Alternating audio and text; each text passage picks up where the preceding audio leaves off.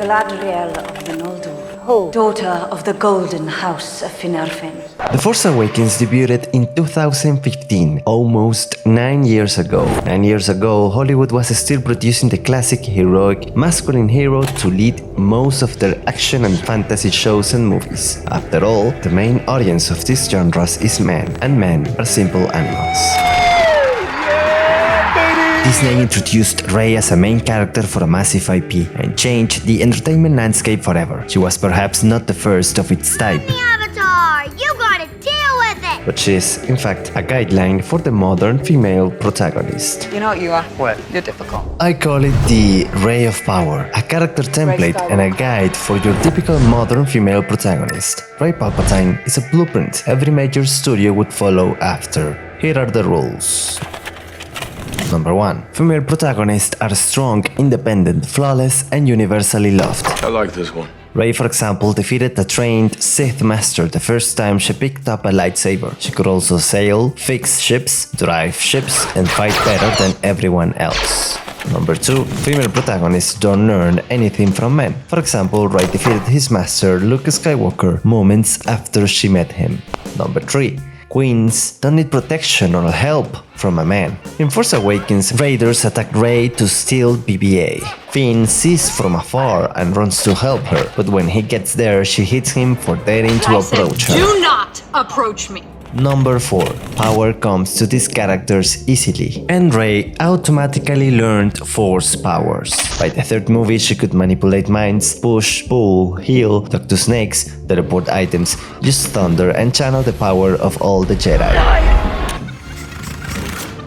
Hello, the Jedi. Number 5. The Ray of Power characters don't face true challenges, and circumstances don't impact them. That's not as easy to see on Rey because her journey is entirely flat. Whatever she faces, she resolves in a couple of scenes. More recently, though, we've seen how they can resolve conflicts simply by talking or complaining. Never too late to stop being a dick. Number 6. Rey bosses don't suffer the consequences of their actions. For example, in the second movie, Rey skips her training with Luke despite Luke's warnings. This is not going to go the way you think. But she still defeats Kylo Ren and the Knights of Ren. Then she escapes on a ship, defeats every TIE fighter, lifts a mountain with the Force, and saves her friends.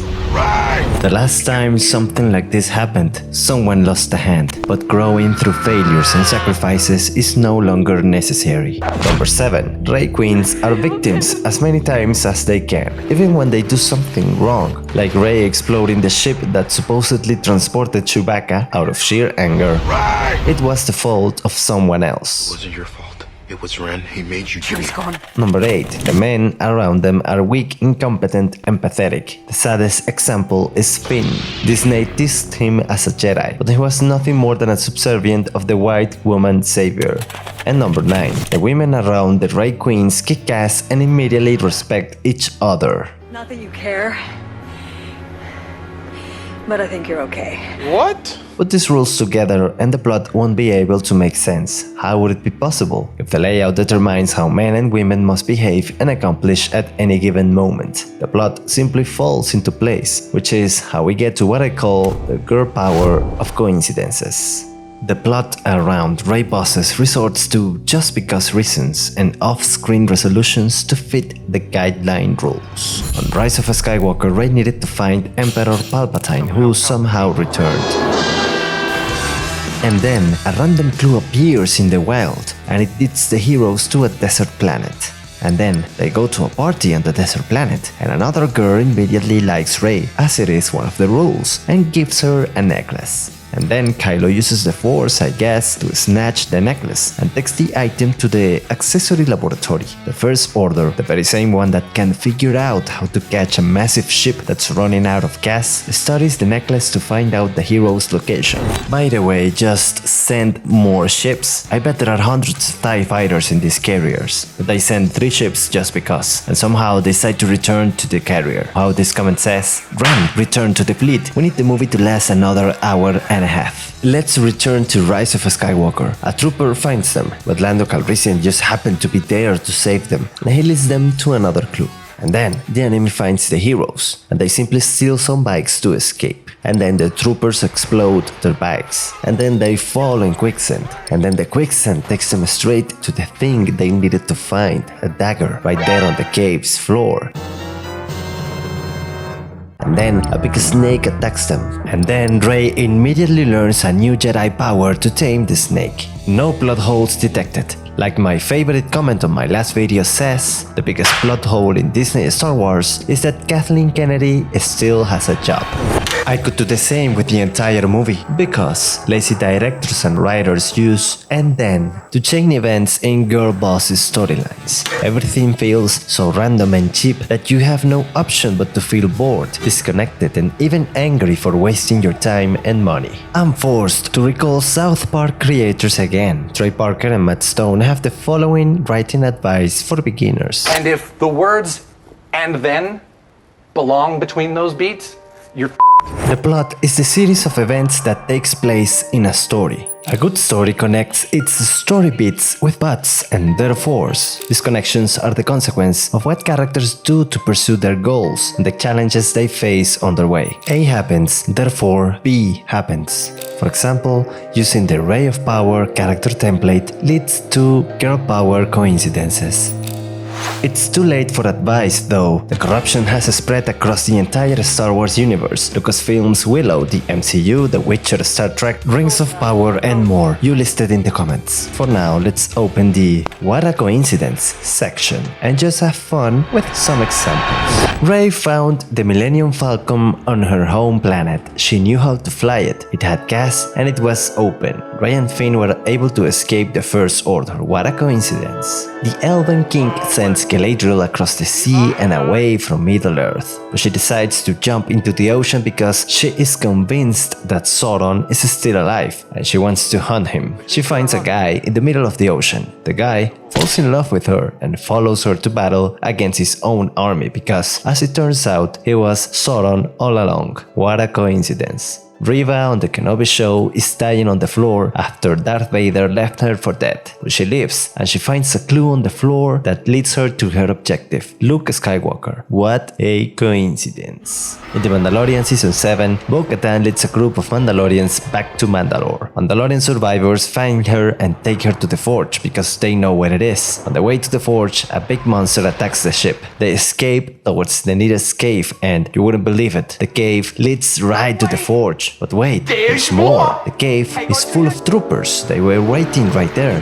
in that random place because, you guessed it, it was a coincidence. When Quantum Mania's self-taught genius Cassie created a quantum telescope in the basement, and then the telescope takes the heroes to the quantum realm, right in time to meet and defeat Kang. What a coincidence. And when it's not a coincidence, when it's not and then, it's either a somehow or a just because. There's an example in Black Panther 2 War of the Racist Countries. Colonizer in chains. Riri Williams built a vibranium detector in her college room just for fun and just because. Somehow the CIA is using the detector and we never get to know why. That is the spark of the movie's conflict. I could do this all day. BB-8 is holding a map that leads to Luke even though Luke doesn't want to be found. Just because. Disney Girl Boss number 759 has Luke's lightsaber in a box. This one. How? Good question. For another time. Somehow. And if you don't like any of this, you gotta deal with it. It will likely continue for many years, and whoever disagrees will become the target of massive corporations. I happen to be dating a friend of the groom. You are wise. Who is that? I like her. You're strong. You're the best fighter we have. Check this out, 100% of my channel's audience is men, and I have never done any type of advertising. Men and women like different things. That's what the target audience means. The currently successful entertainment industries from Korea and Japan haven't forgotten about this. They know how to create and market shows and movies for men, women, boys and girls. The best part is how men can enjoy the cutest romance story and women can enjoy over-the-top explosive action, particularly if you consume content with family, friends and partners. For example, I just finished watching Green Mother's Club with my wife, a Korean drama about a mother and her children trying to fit in a pretentious neighborhood. Afterward, we moved on to Sanctuary, an overly manly Japanese show about a sumo wrestler. Regardless of the target audience, good content always appeals to basic human emotions and desires. Hollywood has a new formula though. They are packaging the same protagonists for most of their action-oriented genres. The result is an off-putting product that nobody likes because it appeals to no one. Before, when Hollywood respected the target audience, they were able to create successful content featuring a similar type of protagonist, the Mary Sue. Both characters are children of the Mary Sue.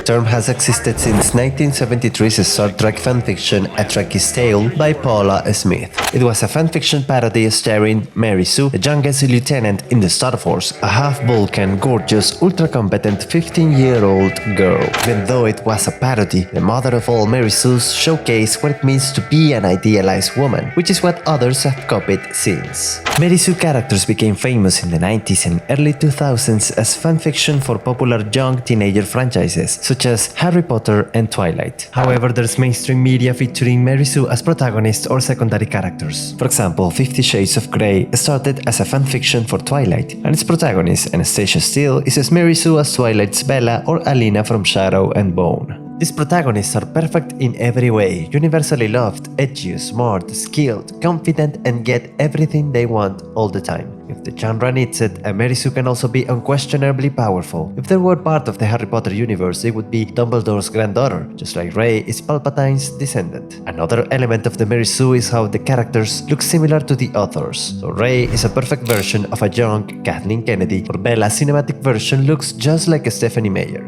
In other words, it's the self-insert of a female author. An idealized version of themselves. For example, Rey is the idealized projection of Lucasfilm CEO Kathleen Kennedy. Rey didn't have to serve coffee to Steven Spielberg for years while she was learning. She didn't have to grind and work to get her position in a world mostly dominated by men. She got power and recognition immediately. Before Rey, though, Mary Sue characters were part of successful franchises because the creators knew their audiences, young girls and teens. Hello, I'm Nancy Drew.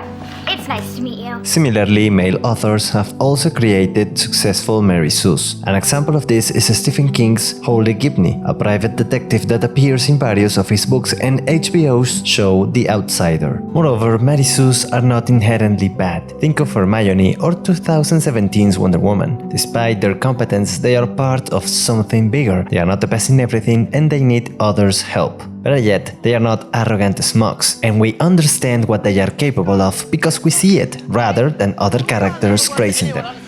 That felt good. Not good.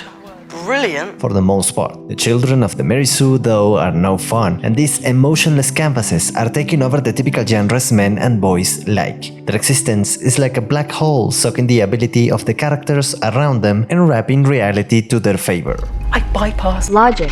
And then, a massive civilian fleet appeared in the sky and deleted the Final Order. Across the galaxy, thousands of civilians banded together to overthrow the First Order. At the same time, Rey crosses her lightsabers and defeats evil forever. The end.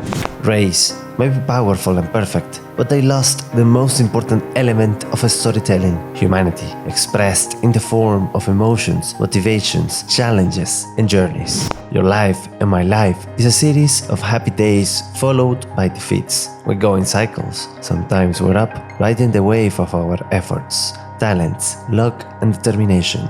And sometimes we're down, suffering the consequences of our decisions, circumstances, and weaknesses. Have you ever failed? Can you get up again? Can you learn from your failures? Can you try again? Mary Sue descendants in action-oriented genres pushes away its main audience, men, but also and ironically, it pushes away women who are becoming increasingly eager to consume action, sci-fi, and fantasy. Men and women may like different things, but I say no one likes Rey Skywalker, characters like her, or the bad storytelling Hollywood keeps pushing. This formula, this character template, won't take studios very far, because they have already lost the essence of storytelling, their audience, and their creativity. For now, goodbye friends. Subscribe, share the video, join the conversation, and keep the comment section Civilized.